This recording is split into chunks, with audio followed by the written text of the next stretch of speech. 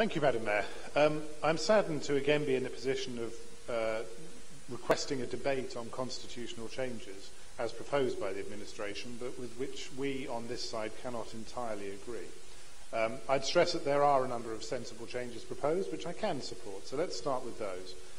I agree that the changes to public questions at ordinary council meetings are right. I agree that the change in the structure of the budget meeting to allow questions before the budget is actually set rather than rather pointlessly after it.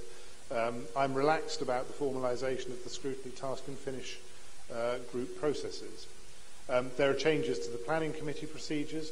I'm disappointed, though, that steps haven't been taken to try and combat the widespread disrepute into which this committee has fallen in the last year or two. Some of the so-called clarifications do seem more designed to prevent members carrying out their democratically mandated responsibilities than anything else.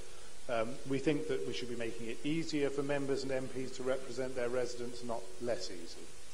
But the most serious deficiency in these constitutional changes, and the reason that I will, with regret, be voting against them, is the changes to the Health and Wellbeing Board. Croydon has a proud record of engaging all stakeholders in its Health and Wellbeing Board. Originally set up in 2011 as a shadow Health and Wellbeing Board, co-chaired by Councillor Margaret Mead and by yourself, Madam Mayor, wearing your then NHS hat.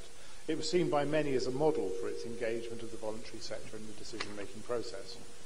So it's an enormous shame that these proposed changes remove voting rights entirely from the whole of the voluntary sector delivery partners. What an awful message this sends the voluntary sector.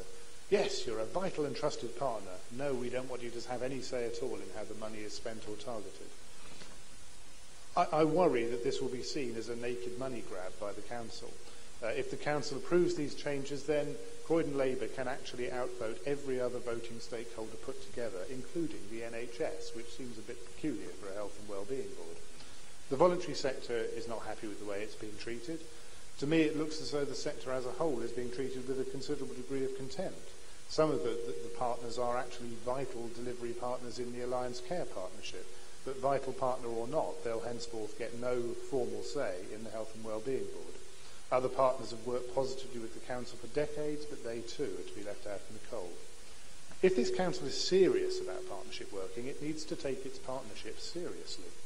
It's not too late, Councillor Newman. Please think again, and let's have a structure for the Health and Wellbeing Board which promotes genuine partnership rather than asserting the dominance of an all-seeing, all-knowing council. So, Madam Mayor, with great regret, I am going to have to oppose these changes. Thank you very much, Madam Mayor. It's a real shame that in your first meeting as Mayor, you're being forced to preside over yet another nail in the coffin for democracy in Croydon under this Labour administration. Shame is sort of an apt word for this scurrilous attack on Croydon's hard-working voluntary sector, which is what part of this constitutional reform will create. It's a shame that this Labour Council, on the one hand, fond of preaching the easy political rhetoric of openness and transparency, and with the other, slamming the door in the face of the experience, professionalism and the dedication of our local voluntary organisations. Many on the outside world may never have heard of the Health and Wellbeing Board, but this apolitical organisation has been working tirelessly together, councillors and experts, guiding the borough through a difficult landscape, helping to commission and provide many of the services our most vulnerable residents rely upon. Buried in tonight's obtuse constitutional changes, we see this balanced, politically neutral board being decimated by this shameless and dictatorial Labour Council. The board has 19 voting members, all with valuable and wide-ranging experience, including that offered by the Black and Minority Ethnic Forum, Age UK, Croydon Voluntary Action, mental health charity Off the Record, and many, many others. Tonight, Labour is removing their right to vote. It's removing their voice from helping vulnerable residents in Croydon. It's removing the voice of the BME community. It's removing the voice of the elderly, young people, and those suffering from mental ill health. Why are they doing this? Well, of course, it's all about power, as Councillor Pollard has already said. Labour want to install 5 of their own puppet councillors to pack the committee and control the vote on the Health and Wellbeing Board.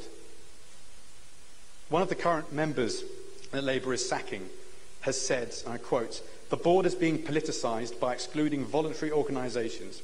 You cannot say that you want more community involvement and at the same time disenfranchise those very organisations who sit on the board, in many cases the backbone of our communities."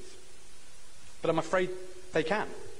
Crush dissent, squeeze out expertise, whip inexperienced councillors into supporting any whim, no matter how damaging it will be to our most vulnerable residents.